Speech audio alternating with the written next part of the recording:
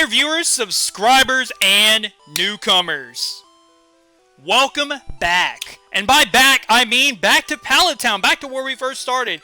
Guys, continuing on from the stream, you guys are amazing. Those of you that are just joining us, I just want to remind you guys that this was recorded on a time that my internet was down, so I really have the situation. That's cool, you still get a Pokemon thing even though there's no Pokemon. But I want to go over everything just like the original Kanto days. This is going to be Pokemon Pure Blue with some quality of life fixings. I'm going to leave the comments down below and the link to the ROM that you guys can, or the link to the patch, excuse me. I don't want to get demonetized whenever I get there. It's not a good habit to get into. But anyways, it's unsafe. Wild Pokemon live in tall grass. You need your own Pokemon for protection. I know. Here, come with me. I'm going to try to do this as close to my OG original playthrough, but there's going to be some challenge factor. If you guys saw me set up, which you didn't catch it live stream, but I actually set up some options that are really, really cool. I'm going to leave those down below in the description so you guys can know kind of the playthrough and how we're doing it. We've added the experience bar. We have added all this other stuff to make an additional challenge. So that's going to be very, very interesting. I've got this all in pieces and streams and putting them together so that everything can be put together in one part. Get everything recorded, get everything in parts, get everything separated. Keep in mind, just like the Xenoverse playthrough, our streams and parts coincide, but the parts are uploaded in 20-minute intervals so that you guys can enjoy it. Now guys, we're going to be picking our starter here, and I'm going to follow my own self-rule here. As you guys have joined me through Pokemon Xenoverse, I realized that we haven't really had the time to do lives, so what I'm going to be doing is throughout this I'm going to be naming my Pokemon after my fans for now. If you guys want to get nicknamed as a Pokemon in a future playthrough or video, let me know in the comment section down below. And what is your favorite Kanto Pokemon? So Corey is going to take a Bulbasaur. Now, I'm going to take this moment to talk about the rules really quickly. The rules are going to be very different. The opponent actually has effort values. The opponent has max power points. This is going to be a very different Kanto challenge. And I, for one, am super excited. Without the pressure of a Nuzlocke, just being able to do Kanto my own way is super exciting. So we have Necro Stevo. Look at that back sprite, bro!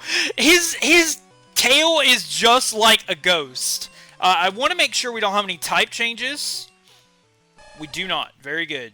So in the menu we have regular sprites, but then in the battle we have the other. So we're going to go for a tail whip. I don't know if I got that potion. We don't need a potion. This is just Corey. We can beat him with a tackle. Ha-ha! Oh wow, that tackle did some, well, you know. Can I get a crit? Come on, Necro. Come on. I know I've seen you perform in league battles. I know you can get this crit. I believe in you. Get this crit! By the way, guys, those of you just joining us on live stream, I want to remind you that we are playing through every single mainline Pokemon game from now until Legends Arceus. And you're probably going to go, Retro, this is not a main Pokemon game. You're right, it's not. It is standard blue with some added features. Lots of added features. Also, I love the new XP bar. It reminds me of, like, Black and White. Retro beat Corey! What? Unbelievable! I picked the wrong Pokemon! Hey, Corey, you should go steady type matchups, just saying. Oh, wait. I got that backwards, because you've got Bulbasaur. Sorry, I should go steady type matchups, even though I lost. Okay, I'll make my Pokemon fight to toughen it up. Retro, Gramps, smell you later. Very well, then. Let us carry on! Just the fading in rooms is so awesome. Alright, up here to do the parcel. Ooh, I want a potion. Give me a potion! I'll also try my best to get as many hidden items, Easter eggs, stuff like that. Really experience the generation as I didn't get to as a kid. Now, I want to tell you guys my red and blue story, both to the live and also to the recording part. And that is, I actually got red and blue at the same time. I don't particularly remember what birthday it was. I don't know why I'm going to the Pokemon Center. I don't remember what birthday it was, but Hey, you came from Pallet Town! You know Professor Oak, right? His order came in. Will you take it to him? I mean, I guess.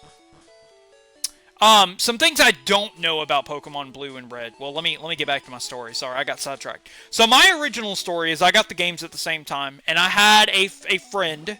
I'm gonna shout you out. I don't know what you go by on any other circuit, but I'm gonna call you J-Man to protect your real name. You know who you are, though. I'll tell you in a direct message.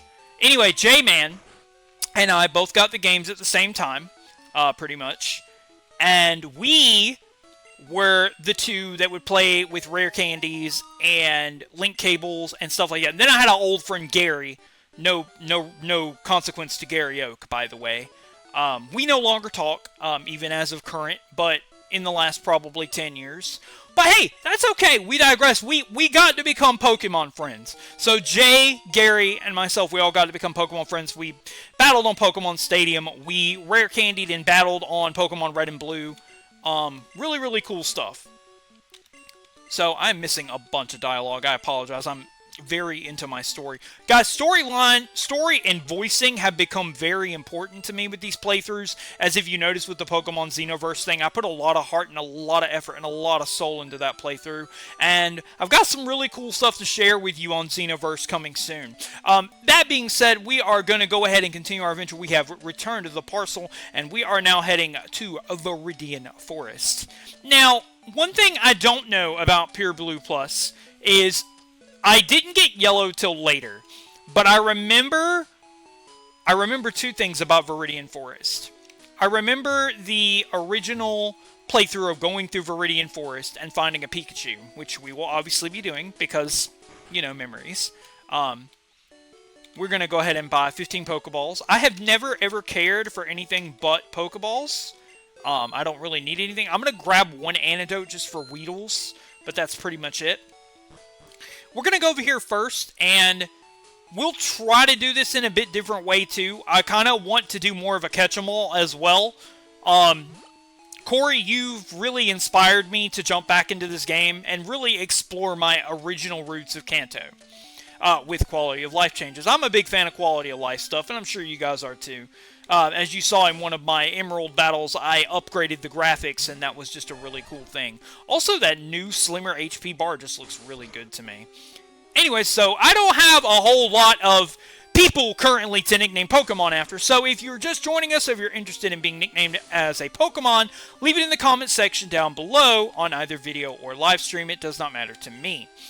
Alright, so we're going to throw a Pokeball at the Rattata, and I can't think of any youngster better than Retrospect. I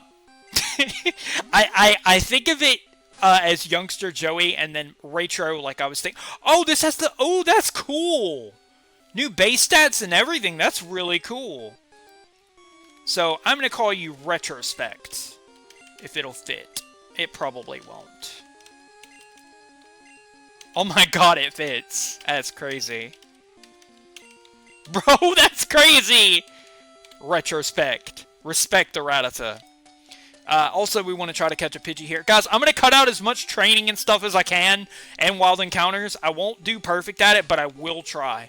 Also, we can shiny hunt in this game, because if I'm not mistaken, the DVs actually appear on the summary screen, and that's going to make it really, really easy for me to tell if they're shiny. I really wanted to have, like, a live team thing. However, the software for that has long been discontinued, called GameHook. I don't know if some of the newer software works with it, but I don't want to have, like, a layout and something to detract your attention from the playthrough, or from the storyline, or from my memories of Red and Blue that I'm trying to share with you guys. Speaking of, like I said, I got them on the same day, and I started Blue with Squirtle. Whoa! Talk about a new thing! You are not on this route. Okay, so we are going to stay true to the game, and we are not going to catch this. But it's really, really neat to see Eevee on the original route. I think that'll be a very, very cool thumbnail to have Eevee on that route. By the way, shoutouts to Corey for the grayscale images and models. for Pokemon Red. I really appreciate it. They have been very, very helpful for the thumbnail planning of this video series. So it looks like the encounter tables are indeed changed. It looks like they keep the original encounter tables because I saw the Rattata. And there we go. There's the Pidgey. That's what I want. Oh my god. Have you guys... Has that feather tail always been like that? Or is that new? That's new, right? I'm trying to remember the dude's name that actually said that he subbed for the Generation 3 battles. I didn't actually take a screenshot of it. I probably should have done that. I didn't take a screenshot of it. That's fine. I will go back and re-nickname this Pidgey after that trainer. Also, you notice we're not using any speed up. I want this playthrough to be as legitimate as possible, which is why we didn't catch Eevee. But it is kind of interesting to note that we have the option to catch an Eevee this early in the game. Alright, so, short of Eevee that's not on the proper encounter table, my god, you are just like smiling at me. I want you so bad, but I don't want to break tradition. No, I'm not getting you. I'm sorry. Necro, don't do it. Don't attack it. Let's leave the Eevee be, and let us go heal. We will be putting stuff in the PC, and we will be changing stuff around a lot. I want to keep things very, very vanilla. But also, we need to build a comp team, because we are going to be facing Elite Four with actual effort values. And possibly retrained and reset teams. I'm pretty excited about it. There's no hidden item over here. I'm sad. Okay. Pokemon Blue. I really, really want Spearow. Squirtle was really, really cool because up to, like, Misty, because low-level Bubble Squirtle can easily beat Brock, and then we have the Mega Punch that we add on to. By the way, guys, if you notice a difference in sprites, I'm using the Space World sprites just to give some more nostalgia to the game, kind of as it's originally intended. Alright. Nidoran Male on the first try. Let's go!